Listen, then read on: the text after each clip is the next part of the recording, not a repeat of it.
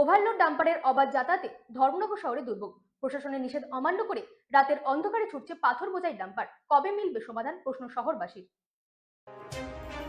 ধর্মনগর শহরে রাতের অন্ধকারে ওভারলোড পাথর বোঝাই ডাম্পারের অবাধ যাতায়াত অব্যাহত থাকবে। প্রশাসনের স্পষ্ট নির্দেশিকা এবং নিষেধাজ্ঞা জারি থাকা সত্ত্বেও এই অবস্থা চলছে বলে অভিযোগ।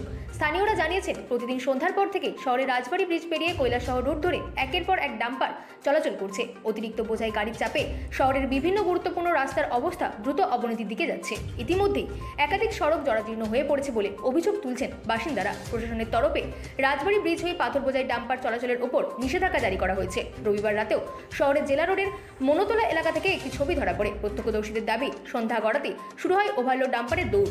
ধুলোয় ঢেকে যায় আশপাশের এলাকা, ব্যাহত হয় সাধারণ মানুষের স্বাভাবিক জীবনযাত্রা। সচেতন মহলের একাংশের অভিযোগ, এই নিষিদ্ধ রুটে ডাম্পার চলাচলের পেছনে রয়েছে অসাধু চক্রের মদত। মাসিক মোটা অঙ্কের অর্থের বিনিময়ে বিষয়টি ম্যানেজ করা হচ্ছে বলেও অভিযোগ উঠে এসেছে। Bureau report, Radin news. কোথা থেকে নিয়ে এসেছেন? চুরাইবাড়ি। কোন মালিক থেকে নিয়ে এসেছেন? নূর আহমেদ।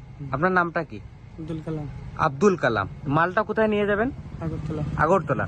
আপনার মালটা যে কাটা করিয়েছেন, কাটা পরিমাপটা সেটা হইছে না, আমরা তো এই দিক থেকেই লোড করছি। আপনার নামটা?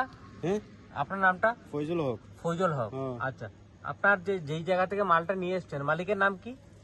মানে এই গাড়ির মালিকের? তপন। তপন। তপন কি? তপন দাস। তপন দাস। কোথায় বাড়ি ওনার? পানিসাগর। পানিসাগর। তো এই জায়গাতে যে মালগুলো নিয়ে এসেছেন আপনি, কোথায় নিয়ে যাবেন? এটা কৈলাসহর নিয়ে যাবো। কলকাতার বাইক দুর্ঘটনায়